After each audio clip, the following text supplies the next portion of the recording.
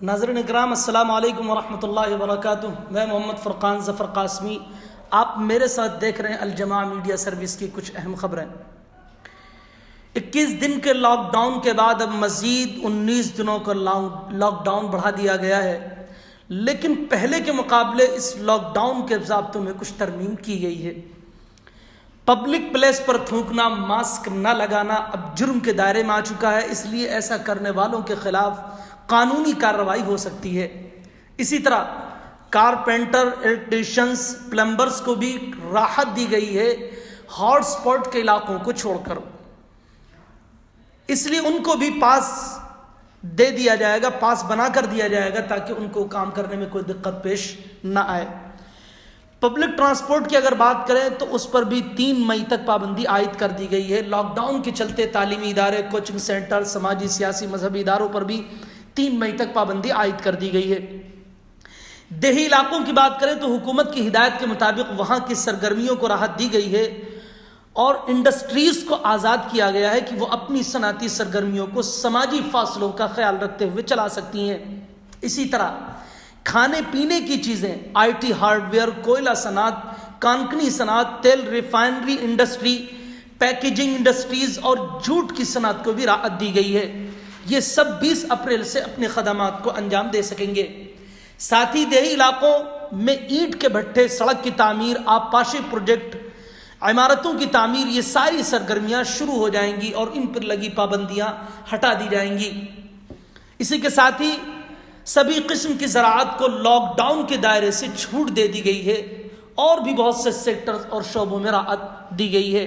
دوسری طرف تبلیغی جماعت کے معاملے میں کورونا کو لے کر جس قسم کی فرضی اور بے بنیاد خبریں گودی میڈیا کے ذریعے نشر کی گئی تھی، جمیعت علماء ہند نے اس کے خلاف سپریم کورٹ میں پٹیشن داخل کی تھی، جس پر گزشتہ پیر کو ویڈیو کانفرنسنگ کے ذریعے سماعت ہوئی تھی۔ اس میں سپریم کورٹ نے یہ حکم جاری کیا تھا کہ آپ پریس کونسل آف انڈیا کو بھی فریق بنائیں، اس کے بعد سماعت ہوگی۔ جمیعت علماء ہند کے ایڈوکیٹ آن ریکارڈ اعجاز مقبول نے پریس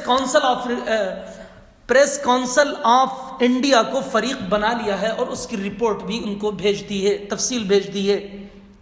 مولانا ارشد مدنی نے کہا کہ میڈیا پوری طرح کچھ چلانے اور نشر کرنے کے لیے آزاد نہیں ہے، اس کو بھی دائرے میں رہ کر ہی کام کرنا ہوگا۔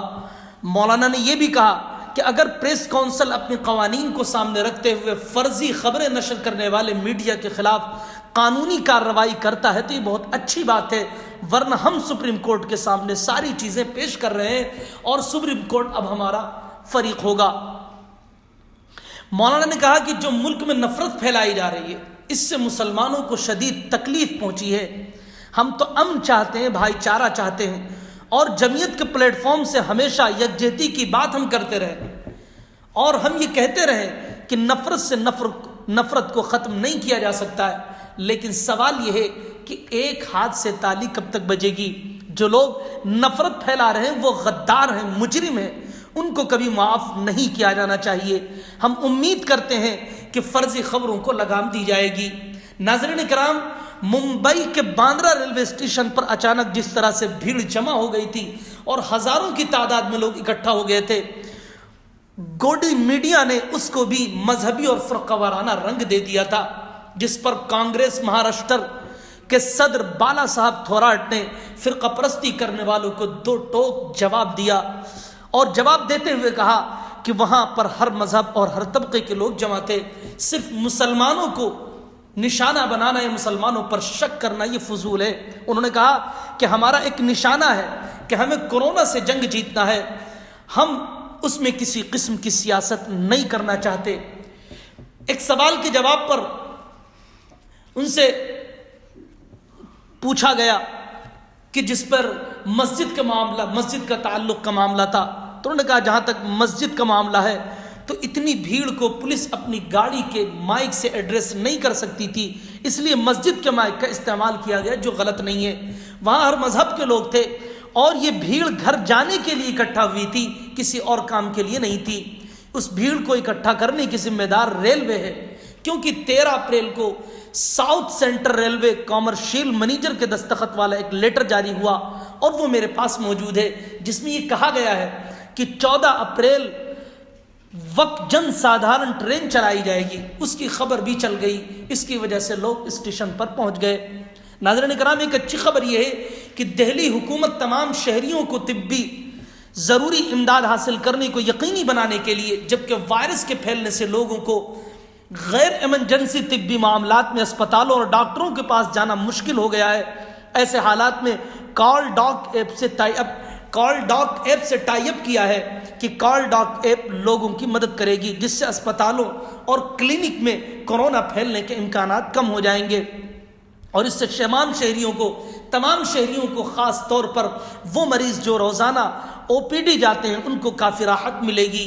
کال ڈاک کلاؤڈ پر مبنی پلیٹ فارم ہے جو آن کال پرائیویٹ لمیٹڈ نے تیار کیا ہے، جو لوگوں کو ان کی سہولت کے مطابق کہیں بھی کسی بھی وقت بہتر سہولیات مہیا کرتا ہے۔